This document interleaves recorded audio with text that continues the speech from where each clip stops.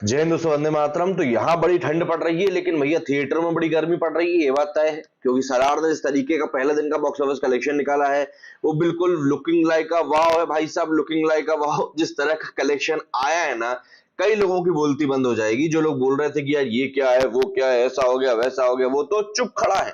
चुप खड़े होकर भी इंसान अगर इतना कलेक्शन निकाल रहा है तो फिर अब क्या ही बोले। और रही बात देखिए फैन पॉइंट ऑफ व्यू की, तो अगर मैं प्रभास का एकदम डाई हार्ड फैन होता कि नहीं भैया मुझे तो कुछ भी हो जाए, प्रभास के अलावा तो मुझे कुछ दिख ही नहीं रहा है, मैं आदि पुरुष की कोई बुराई नहीं करता। मेरे चैनल पे जाइए, आज भी मेरे वीडियोस पढ़े जिसमें मैंने आदि पुरुष की खुल के बुराई करी, क्योंकि वो मूवी मुझे लिटरली बुरी लगी थी, बुरी। तो ऐसा नहीं कि हम प्रभास के लिए बिल्कुल अंधे हैं कि नहीं है ये तो आप कुछ भी कर दो भैया हमको सब चलेगा, नहीं ऐसा नहीं। चीज सही लग रही है इसलिए। अब कई लोग बोल रहे हैं कि भैया तो उग्रम की रीमेक है। भाई मैं उस मूवी को मैंने नहीं देखा, मैं क्या करूं। और मेरे जैसे कई सारे जिन्होंने उस मूवी को नहीं देखा, तो उनके लिए तो ये मूवी नहीं है ना। चलिए छोड़िए सब बातों को, हम यहाँ पर बात करने आए हैं कलेक्शन के बारे में। तो अगर आप प्रभास के फैंस हैं तो ऑब्वियसली बात है आप अभी तक रुक गए होंगे, और अगर आप प्रभास के फैन नहीं है तो अभी तक मुझे गाली देकर आप आगे बढ़ने की योजना बना चुके होंगे। तो जो कलेक्शन की रिपोर्ट्स निकलकर सामने आ रही है वो बहुत शानदार है, बहुत बढ़िया है। इवन सेकंड डे की एडवांस बुकिंग की भी हम इस वीडियो में बात करने वाले हैं, तो आपको सभी चीजें इसी वीडियो में मिल जाएंगी, आपको इधर उधर भागने की जरूरत पड़ेगी नहीं। ओवरसीज कलेक्शन की भी हम लोग बात करेंगे कि भैया फाइनली ओवरसीज कलेक्शन कितना निकल कर आया है, फिर टोटल देखेंगे कि टोटल कलेक्शन डे वन का कितना हुआ है। सबसे बड़ी बात ऑक्यूपेंसी की भी बात करते हैं कि भैया कहां पर कैसी ऑक्यूपेंसी रही, क्योंकि डे वन के हिसाब से सलार की ऑक्यूपेंसी वाकई में टॉप नॉच निकल कर आई है। चलिए शुरू करते हैं फिर आज के वीडियो को, क्योंकि ठंड का माहौल है, बैठने में बड़ी दिक्कत हो रही है भैया, समझ में नहीं आ रहा है। खैर मजा बहुत आता है लेकिन सर्दियों में। सबसे पहले बात करते हैं हम लोग ऑक्यूपेंसी की तेलुगु में। तो भाई तेलुगु की अगर हम ऑक्यूपेंसी की बात करें तो तेलुगु ऑक्यूपेंसी काफी शानदार रही। मॉर्निंग शोज में 88% रही, आफ्टरनून में 86% रही, इवनिंग में ऑलमोस्ट 70% 75% तक ड्रॉप जरूर हुई, लेकिन नाइट शोज में एक बार फिर से 90% को ये क्रॉस करके चली गई। तो आप इससे अंदाजा लगा सकते हैं कि भाई आखिर ये जो ऑक्यूपेंसी का खेल चल रहा है ये कितना ज्यादा शानदार हो चुका है। किसके लिए? भाई मूवी के लिए। बहुत बड़ी ऑक्यूपेंसी गई है इस मूवी की। तेलुगु के बाद अगर हम आगे बढ़े और बात करें किसकी भैया, मलयालम की।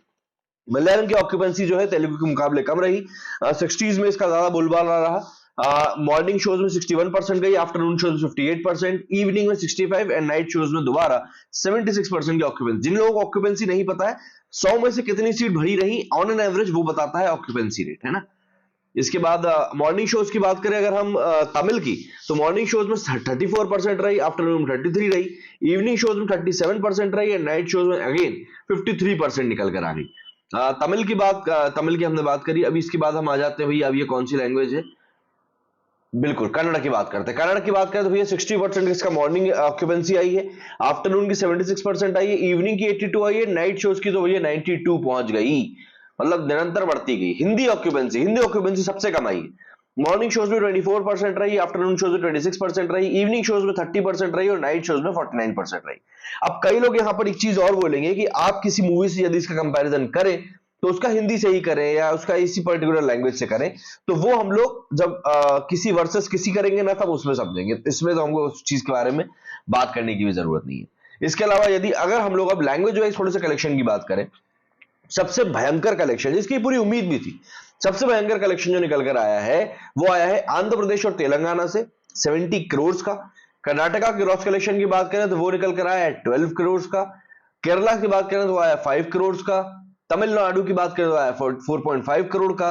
रेस्ट ऑफ इंडिया की बात करें तो आया 21 करोड़ का। लेकिन आंध्र प्रदेश तेलंगाना से अकेले इस मूवी का 70 करोड़ का कलेक्शन निकल कर आया है, 70 करोड़। अब आप ये ध्यान रखिएगा ये लैंग्वेज वाइज कलेक्शन नहीं है, ये स्टेट वाइज कलेक्शन है। मतलब आंध्र प्रदेश तेलंगाना में भी हिंदी के शोज रहे हैं, कर्नाटका में भी हिंदी के शोज रहे हैं, केरला में भी हिंदी के शोज रहे हैं। तो ऑब्वियसली बात है ये जो पूरा कलेक्शन आया है ये भैया हिंदी का भी कलेक्शन है और बहुत बेहतरीन आया है। अगर हम ऑल इंडिया ग्रॉस कलेक्शन की बात करें तो वो 111 करोड़ हुआ है। जी हाँ, 111 करोड़ की हम बात कर रहे हैं डे वन का। और 111 करोड़ में से अगर नेट कलेक्शन की बात करें तो वो 95 करोड़ आया है। भाई बहुत बेहतरीन कलेक्शन आया है। मतलब अभी लैंग्वेज वाइज जो है अभी डेटा बाइफिकेट होने में थोड़ा और टाइम लगेगा, इसलिए मैं आपको बस स्टेट वाइज बता दे रहा हूं जिससे कि एक मोटी मोटी पिक्चर क्लियर हो जाए। इसके अलावा मैं अब आपको ओवरसीज कलेक्शन भी बताता हूं कि भाई ओवरसीज कलेक्शन का आखिर क्या इस समय का माजमा चल रहा है। तो जैसा कि मैंने आपको बताया नेट कलेक्शन इंडिया से 95 करोड़, ग्रॉस कलेक्शन इंडिया से 116 करोड़ एंड ओवरसीज से जो रिपोर्ट्स आ रही है उसमें 65 करोड़ का कलेक्शन बताया जा रहा है ओवरसीज से। That means the movie is going above 170 crore on day one. पहले दिन overseas total collection, world wide collection 170 crore का जा रहा है इस समय सालार का, जो कि लिटरली माइंड ब्लोइंग है, माइंड ब्लोइंग, उससे कम कुछ भी नहीं है। वही अगर हम बात करें सालार की सेकंड डे की एडवांस बुकिंग के बारे में, तो सेकंड डे की एडवांस बुकिंग काफी अच्छी आई है। अभी अगर मैं बात करूं तो मैं मॉर्निंग फाइनल ही होगी, मेरे ख्याल लग रहा है, मेरे को लग रहा है इससे ज्यादा शायद ही बढ़ पाएगी अब। तो मॉर्निंग की जो एडवांस बुकिंग निकल कर आई है वो काफी ज्यादा प्रॉमिसिंग निकल कर आई है, और इसमें सबसे बड़ा फैक्टर बस यही है कि सालार की जो एडवांस बुकिंग है वो पहले दिन की इतनी ज्यादा ह्यूमंगस टाइप की एडवांस बुकिंग गई थी कि अब उसके सामने आपको हर एक एडवांस बुकिंग काफी ज्यादा छोटी लगने वाली, ये बात आप बिल्कुल ध्यान रख के चलिएगा। क्योंकि हाँ, एडवांस बुकिंग आज की तारीख में मुझे ऐसा लगता है कि मूवी को एक शेप देने का बिल्कुल काम करती है, और वो शेप देने का काम क्यों ना करे यार, सबसे बड़ी बात तो यही है। अगर आपकी कोई मूवी है और वो अच्छा कर रही है तो उसके पीछे कई सारे कारण होते हैं। अब ये जो मैं आपको एडवांस बुकिंग बता रहा हूं ये आज सुबह 5 बजे तक की है। 5 बजे तक की एडवांस बुकिंग में जो इसका एडवांस बुकिंग का आंकड़ा निकल कर आया है वो भैया भैंस की डांग किया तो वो आंकड़ा है।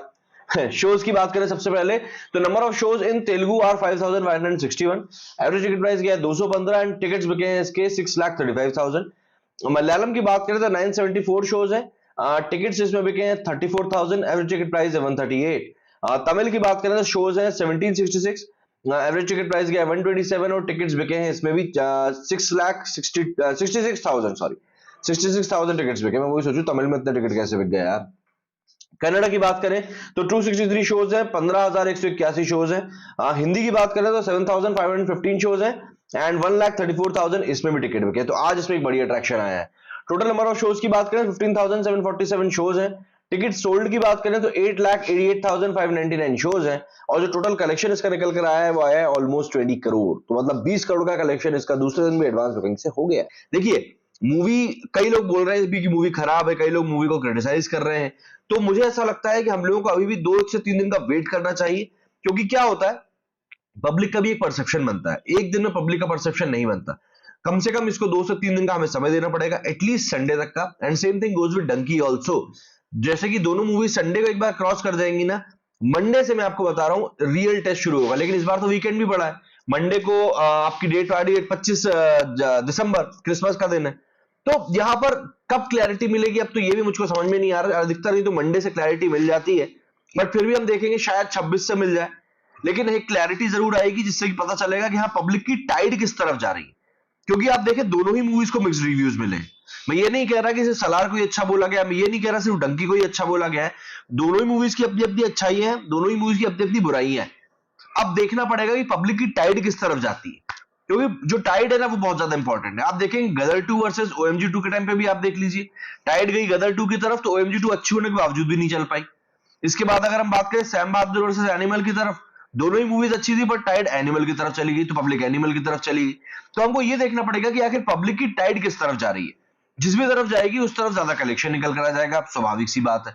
लेकिन फिलहाल अगर हम बात करें सलार के एडवांस बुकिंग कलेक्शन, सलार का एडवांस बुकिंग कलेक्शन बहुत शानदार निकल कर आया है, मतलब मजा आ गया है। जो पब्लिक रिएक्शंस भी आए हैं, ऑब्वियसली बात है कई लोग बुराई कर रहे हैं। मैं आपको बुराई के ही पॉइंट्स बता देता हूं कि आखिर किन पॉइंट्स के ऊपर पब्लिक बोल रही है कि यार हमें सलार अच्छी नहीं लगी। पहली बात, मूवी लोगों को स्लो लगी। दूसरी बात, पब्लिक को लगा कि यार बहुत ज्यादा डार्क इसको कर दिया गया। डार्क इन द सेंस जो कलर स्कीम है इसकी वो बहुत ज्यादा ब्लैकिश दिख रही है, बहुत ज्यादा डार्क डार्क था।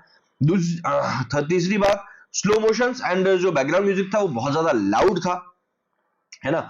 चौथी बात, लोगों को इसका म्यूजिक भी पसंद नहीं आया, जो बैकग्राउंड म्यूजिक रहा वो लोगों को उतना पसंद नहीं आया। पांचवी बात, इसको कहा जा रहा है कि भैया ये केजीएफ की कॉपी है। और छठवीं बात जो कहा जा रहा है कि इसमें प्रभास को ज्यादा कुछ डायलॉग्स दिए नहीं गए। मैं आपको भी गिनाना शुरू करूंगा ना, जो लोग गलतियां गिना रहे हैं वो बहुत सारी। तो देखिए ऐसा है कि अब आपको जब इतनी सारी गलतियां दिख रही है तो मुझे ऐसा लगता है कि भाई बहुत बड़े क्रिटिक है आप लोग, और मुझे ऐसा लग रहा है कि ठीक है बहुत मूवी बहुत ही ज्यादा बुरी बनी है आपके हिसाब से तो। लेकिन अगर मैं अपने पॉइंट ऑफ व्यू से बात करूं तो जो एक ऑरा प्रभास का है वो ऑरा हमको आदि पुरुष में नहीं दिखा था, वो हमें राधे श्याम में नहीं दिखा था, वो ऑरा लेकिन हमको सालार में दिखा है।